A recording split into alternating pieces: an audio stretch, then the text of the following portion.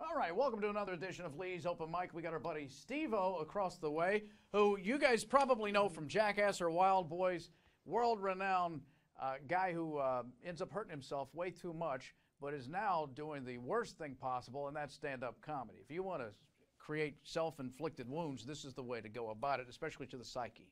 Well, it can be. And let's keep in mind, this is my third time at Comedy Off-Broadway over the last, maybe 4 years. Mm-hmm. And I've been doing stand-up for 10 years now. The last 6 years, the whole time, touring. How'd you gravitate to stand-up? Because I know you got a background as skateboarder. Yeah, skateboarder and clowning. So you had an affinity for making people laugh, I think. For sure. Yeah, I mean, the simple answer is that I'm an attention whore. Right. I mean, it's just plain and simple, The more, I guess, detailed answer is that I got invited to do a stunt in a comedy club. Someone's like, yeah, I've got it this night, I'm hosting this night. I want you to come and do something crazy on stage. And when I showed up, I just couldn't think of anything crazier than me trying stand-up. It was terrifying and exciting, and I was I'm going to do it.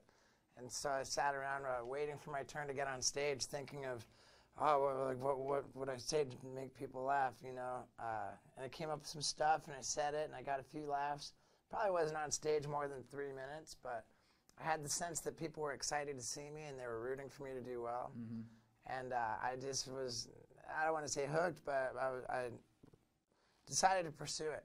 Well, and I have, and it's gone well. And I have a real advantage in that I've had such a crazy experience in life. There's plenty of things for me to talk about that people are interested in. Right. And I've been at it long enough, and I kind of have the sensibility to find ways to incorporate jokes into the stories, and so I've done well with it. You can answer this maybe as good as anybody. So a lot of comics, when they start with open mics, they get addicted to the laughter. To where it's something that drives you, because I don't think normal people want to risk being on stage where they face humiliation every time.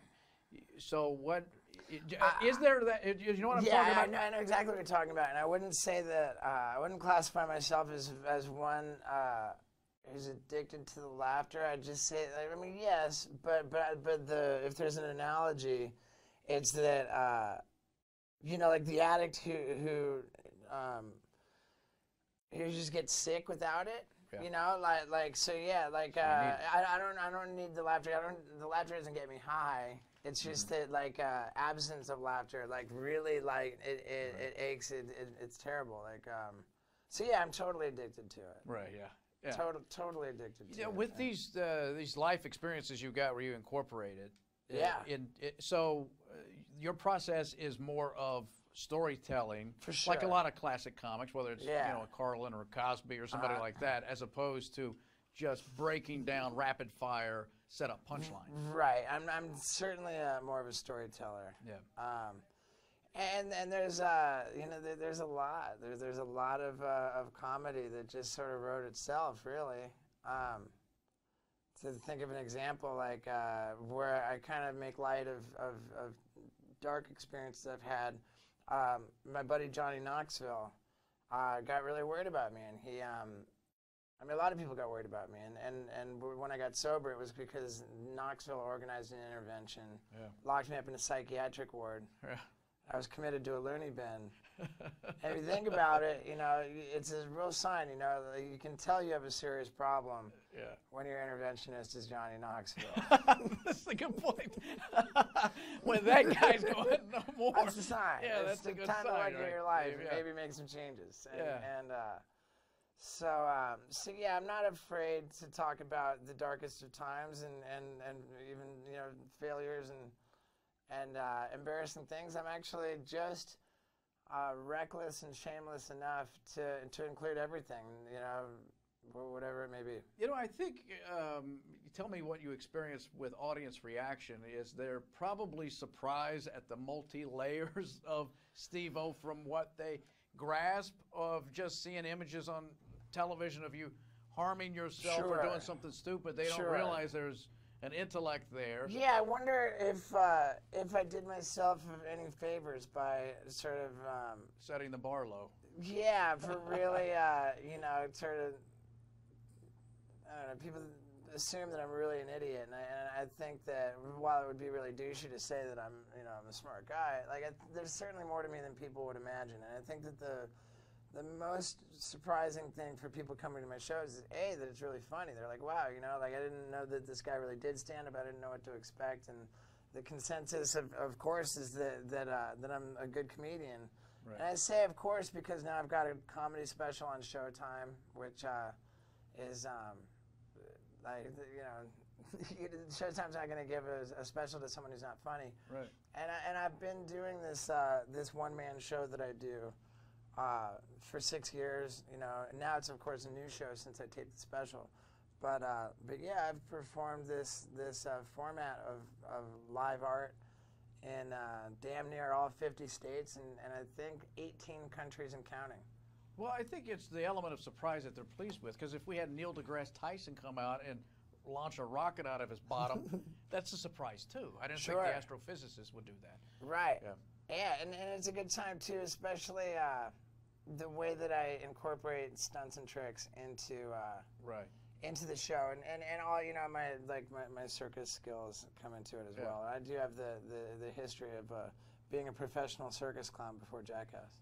So let me explore that just for a moment, because you surprise people too. I think if they, again, I don't want to keep hammering the stereotype of what you do with the stunts and stuff. Hey man, it's fine. They're going to think, well, and maybe there's an affinity of that. He's just like me. He grew up in dire circumstances in the trailer park, blah, blah, blah. But that's not your background. It's not. Your dad was an executive for Pepsi. You're growing up in London, England. Is that right? I went to all 4 years of high school in London, England. I actually grew up in 5 different countries, spoke 3 different languages. Yeah, like you could say that that it was looking like a real disappointment for Dad. What did the parent? I mean, does the family, when you started with the stunts and stuff? Yeah, when I dropped out of college. Their take? When I dropped out of college, I wasn't even in communication with my family, just because I wasn't doing well. You know, I had too much pride to ask for help. You know, I didn't want anybody to sort of pay me to be failing at life, and I didn't have a lot of good news to report, so I didn't report anything, and I was off the radar. I had the government testing drugs on me for money. Like, my parents didn't know that. You know, I was. Do you know what they were testing? Sure. It was a drug called racdopamine hydrochloride, which is not legal. It was designed for pigs and cows, you know, to give to pigs and cows so that they would have a leaner meat, like less fat, more muscle, to appeal to the more health-conscious consumer. And if this were to be made legal, then when people ate the meat, they would have a trace amount of the drug entering the human body, and for that, they have to test how much the human body can withstand of it, basically. And they gave it to a group of 6 people, me included, with the target being to give it to us until our resting heart rates went over 150 beats per minute.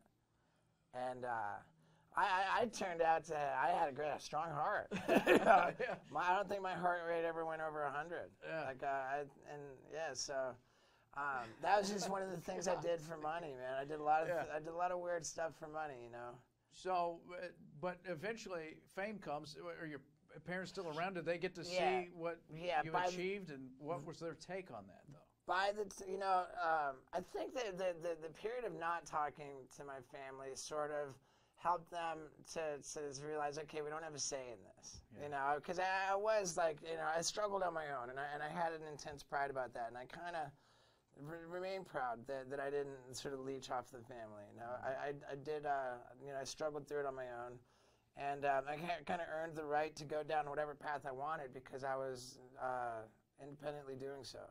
And then by the time some success came my way, my dad had long since, before that, told me in a heartfelt conversation, he said, son, son, he said, I feel I've done a disservice by not supporting you in this career path that you're so obviously committed to. He said, I didn't choose a career path my dad would have chosen for me, and just like my dad told me, he said to me, it's not what I would want for you, but now that it's clear you've chosen it, you've committed yourself to it, I just want you to be the best you can be. I want you to do the best you can. And I pledge to support you. And Dad said that to me in 1998. And at that point, I had some coverage in skateboard magazines. Never made a penny. I had not made a penny at all. And coming off of that conversation, the next time I saw a commercial for Real TV, which was this ancient show that was kind of like America's Funniest Home Videos, like caught on camera stuff. Yeah. They said, if you have a video that you think we might want to see, just call this number. And I called up and I said, I don't have video you might want to see. I have video you need badly. And I sent them all this stuff, and they wanted to license from me footage of me lighting myself on fire and doing a flip off of a 3-story building rooftop while simultaneously breathing fire and then landing in a shallow pool below. And they told me that they wanted to give me, I think, what was it, maybe $500 for exclusive rights to it. And I said, what's exclusive rights mean? And they said that means that we own it outright and you don't own it anymore. And I said, I don't, what? And so I hung up the phone, I called up my dad. I said, Dad, they want exclusive. And Dad said, calm down. He said, figure out at what point it's a deal breaker. Draw your line in the sand and stick to it. He says, it sounds to me like what you want is a non-exclusive and $1,000. So tell him that, and that's what you're going to do, and that's all it is. And that's what I did. And so Dad, not only pledged to support me, but he really did. And from that very first contract, Dad, he's always been in the loop. It's been really cool. What initially really drove us apart, and it did drive us apart. Dad was not a fan in the beginning. Yeah. But ultimately, it brought us together, and in a really meaningful way. And I'm so tight with my dad, and it's really great. So you're about to launch to Europe? I go to Europe. Is it first time for this show overseas? No, well, I went. I did a stand-up tour. Same thing, one-man one-man show of stories and jokes and stunts and tricks, and I did that in 2011. Still pretty new at sort of that, and now I'm going back with a whole new show. And I'm going through 10 different countries, theaters in 24 cities. And it's great to see how I've built on what I'm doing, because just like here this weekend, the ticket sales were so far ahead of the last 2 times that I came here. It's good to see it build, and what I'm doing is improving, and already in Europe the tour is already a success. So it's great, man. And what kind of support do you get from the comedic community? Because, with the physical stuff you do, a lot of comics are going to be, well, he's not a monologist, he's different than us. He's a set-aside. Do you get acceptance at all, or how are they treating you? For the most part, it's been, people have been very supportive, because they know that I care about what I'm doing, and that, the best compliment I think I got was from Brian Callen, who's most known for his podcast, The Fighter and the Kid. He's also been in a slew of movies, and he's a super successful guy. He said, because I was complaining to him on his podcast about how this one comic, who I won't even name, really gave me a hard time, really laid into me, and was super a dick. Yeah. And Brian Callen said, he just said at the end, this guy's wrong. This guy's wrong, because what you are, Steve-O, is authentic. Right. And that I really, I appreciate that, and I think it's also true. I'm authentic in what I do. I don't try to emulate anybody. I'm not out there trying to masquerade as something that I'm not. And people are interested in what I do. They're interested in the life I've led, and they're interested in the show. And so he said the reason why I've been successful in comedy is because people, they want more Steve-O. And so they're coming out to see me, and to complain about that or to attack me for that, it's just not, it's not genuine, Yeah. I had Dane Cook, who's, of course, one of the biggest comedians in the world. And a guy who gets hammered quite a bit himself, for criticism. He's a polarizing character, for sure. And, You know, all I know is that when I was really, really looking to dive into comedy seriously, I had dabbled in it, and with varying degrees of success. You know, I'd had a few times where I really bombed on stage, and that made me scared to go back. Yeah. And I told Dane Cook, I said, "Hey, man, I really want to dive into comedy," and he said, "Great, man. Like, I'll give you my number. Next week, we'll get you on stage at the Hollywood Improv." Yeah. And we met up, and I went on, and he went on, and then we sat down. And he gave me notes. Fantastic. The first night, he said, "I'm not sending you back to the drawing board," and that put so much wind in my sails. And for the next solid month, we were regular, going to the comedy clubs and performing together. There were one and then the other, and then sit down and give me notes. Man, congratulations on everything. Thanks Thank you. for hanging out with me here in this Hey, brother, it's been a pleasure, man. place we got here at the Lee's Open Mic. I love it. Good to see you, buddy. Hey, man, Thank you. Likewise. All right, that'll do it with Steve-O. Guys, we'll talk to you later.